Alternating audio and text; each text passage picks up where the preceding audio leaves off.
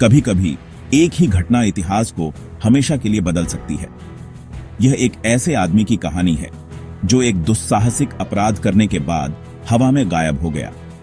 उसने एक हवाई जहाज को हाईजैक किया, फिरौती की मांग की और बिना किसी निशान के गायब हो गया। डीबी कूपर के नाम से जाना जाने वाला उसका किस्सा अमेरिकी आपराधिक इतिहास में आज भी गूंजता है। 24 नवंबर 1971 को थैंक्सगिविंग से एक दिन पहले पोर्टलैंड से सिएटल जाने वाली एक फ्लाइट में एक आदमी ने अब तक की सबसे दुस्साहसिक चोरी को अंजाम दिया। शांत आत्मविश्वास के साथ उसने बम की धमकी देकर एक हवाई जहाज को बंधक बना लिया। यह कहानी एक ऐसी पहेली के बारे में है जो अब तक अनसुलझी है। 50 से अधिक वर्षों से लोगों ने सच्चाई का पता लगाने की कोशिश की है। क्या वह स्टॉर्मी रात में अपनी छलांग के बाद बच गया या वह मर गया? यह मामला अमेरिकी इतिहास में एकमात्र अनसुलझी हवाई डकैती है। डीबी कूपर का किस्सा उस कोल्डी नवंबर की दोपहर को शुरू हुआ जिसने एक ऐसा रहस्य पैदा किया जो दुनिया को मोहित करता है। यह दुस्साहस की कहानी है, एक परफेक्ट क्राइम और एक आदमी जो फोकटेलों में शामिल हो गया, पीछे छोड़ गया कई सवाल और साजिश की एक स्थायी विरासत। कहानी पोर्टलैंड, ओरेगन में एक कोल्डी बरसात की दोपहर को शुरू होती है। 50 के दशक के मध्य का एक आदमी बिजनेस सूट में सिएटल के लिए डैन कूपर नाम से एक तरफा टिकट खरीदा। वह फ्लाइट 305 में सवार हुआ, सीट 88 पर बैठा और एक बॉर्बन और सोडा ऑर्डर किया। सभी को वह बस एक और यात्री जैसा लगा। जैसे ही विमान ने उड़ान भरी, कूपर शांत रहा, सही समय का इंतजार कर रहा था। उसने फ्लाइट अटेंडेंट फ्लोरेंस शैफनर को इशारा किया और उसे एक नोट दिया। पहले तो उसने उसे अनदेखा किया, लेकिन कूपर ने उसे पढ़ने के लिए कहा। नोट में उसके असली इरादे सामने आए। मेरे पास एक बम है। सीट 88 में बैठे शांत आदमी ने अभी अभी फ्लाइट 305 पर नियंत्रण कर लिया था। कूपर का शांत व्यवहार परेशान करने वाला था, क्योंकि उसने जहाज पर सवार सभी की जान अपने हाथों में ले ली थी। यात्रियों को चल रहे ड्रामे का पता नहीं था। उन्हें बताया गया कि विमान एक छोटी सी यांत्रिक समस्या के कारण चक्कर लगा रहा था। लगभग 2 घंटे तक बोइंग 727 प्यूगेट साउंड के ऊपर एक होल्डिंग पैटर्न में उड़ता रहा। जमीन पर मौजूद अधिकारियों ने हाईजैकर की मांगों को पूरा करने के लिए तेजी से काम किया। कूपर की हरकतें जानबूझकर और शांत थीं, जिससे बिना घबराहट पैदा किए नियंत्रण बना रहा। उसकी शांति शायद उसकी योजना का सबसे परेशान करने वाला हिस्सा थी। डीबी कूपर का किस्सा अभी शुरू ही हो रहा था। फ्लोरेंस शैफनर कूपर के शब्दों से चौंक गई। उसने नोट निकाला जिसमें लिखा था कि उसके पास एक बम है और वह उसे अपने बगल में बैठने को कहता था। कूपर ने अपना ब्रीफकेस खोला जिसमें तार और सिलेंडर थे जो डायनामाइट जैसे दिख रहे थे। धमकी से आश्वस्त होकर फ्लोरेंस ने सुना जब कूपर ने अपनी मांगे बताई। उसे $200,000 अमेरिकी करेंसी और 4 पैराशूट चाहिए थे। फ्लोरेंस नोट लेकर कॉकपिट में गई और कैप्टन विलियम स्कॉट को बताया। कैप्टन ने एयर ट्रैफिक कंट्रोल से संपर्क किया और FBI को सूचित किया। एयरलाइन अध्यक्ष ने क्रू को पूरी तरह सहयोग करने का निर्देश दिया।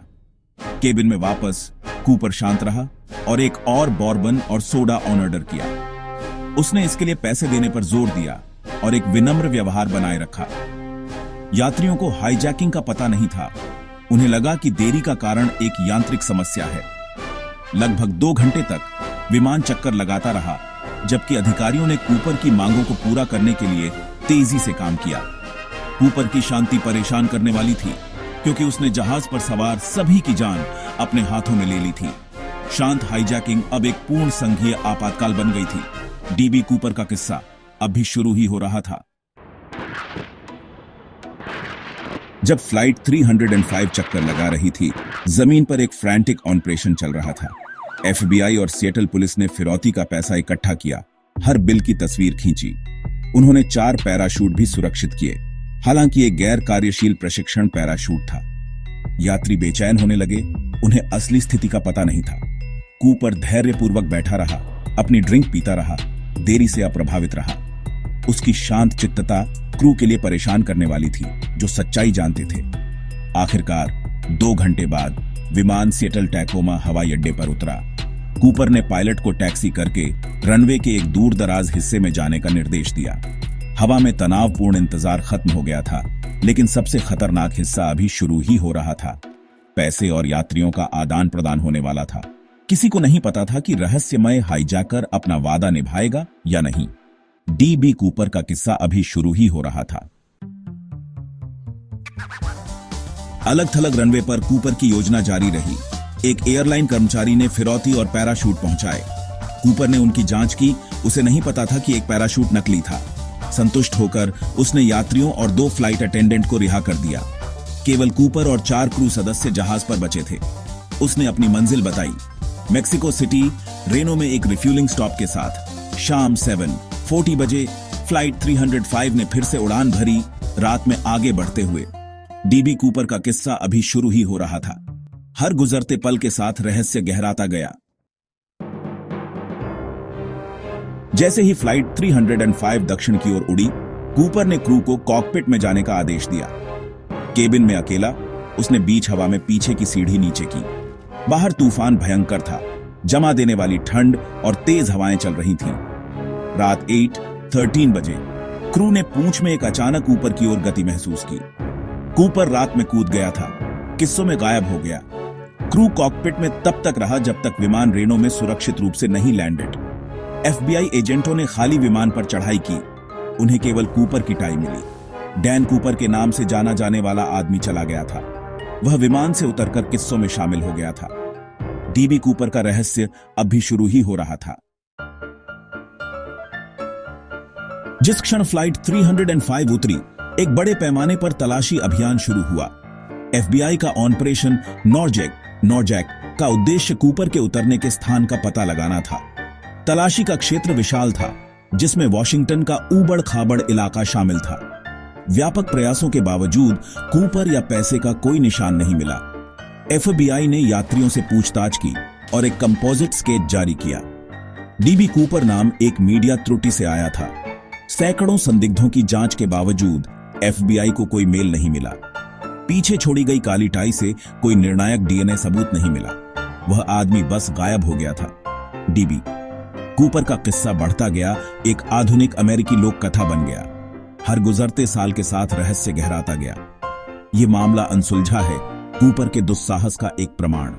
डीबी कूपर का किस्सा अभी शुरू ही हो रहा था। लगभग 1 दशक बाद एक सफलता मिली। 1980 में एक लड़के को कोलंबिया नदी के किनारे सड़े हुए नोट मिले। वे नोट डीबी कूपर को दी गई फिरौती के पैसे से मेल खाते थे। इस खोज ने जांच और सार्वजनिक हित को फिर से जगाया। व्यापक तलाशी के बावजूद कोई और सबूत नहीं मिला। पैसे की मौजूदगी से जवाबों से ज्यादा सवाल खड़े हुए। क्या कूपर ने कूदते समय इसे खो दिया या उसने इसे दफना दिया? विशेषज्ञों ने सुझाव दिया कि पैसा एक सहायक नदी से बहकर आया था। यह सुराग महत्वपूर्ण था, लेकिन रहस्य को सुलझाने के लिए अपर्याप्त था। डीबी कूपर का किस्सा बढ़ता गया, दुनिया को मोहित करता गया। हर गुजरते साल के साथ रहस्य गहराता गया। यह मामला अनसुलझा है, कूपर के दुस्साहस का एक प्रमाण। 50 से अधिक वर्षों से डीबी कूपर का भाग्य अनसुलझा है। क्या वह छलांग से बच गया या वह जंगल में मर गया? कुछ का मानना है कि वह मर गया, जबकि अन्य का तर्क है कि वह एक कुशल उत्तरजीवी था। कई संदिग्ध प्रस्तावित किए गए हैं, लेकिन कोई भी साबित नहीं हुआ है। 2016 में एफबीआई ने अपनी सक्रिय जांच निलंबित कर दी। मामले की फाइल खुली हुई है, लेकिन एफबीआई अब लीड्स का पीछा नहीं करती है। डीबी कूपर की कहानी एक सांस्कृतिक घटना बन गई है। उसे कुछ लोग अपराधी मानते हैं तो कुछ लोग फोल्क हीरो। वह आदमी चला गया है, लेकिन डीबी कूपर का किस्सा जिंदा है। हर गुजरते साल के साथ रहस्य गहराता गया। यह मामला अनसुलझा है, कूपर के दुस्साहस का एक प्रमाण। डीबी कूपर का किस्सा अभी शुरू ही हो रहा था। आसमान से गिरा भूत शायद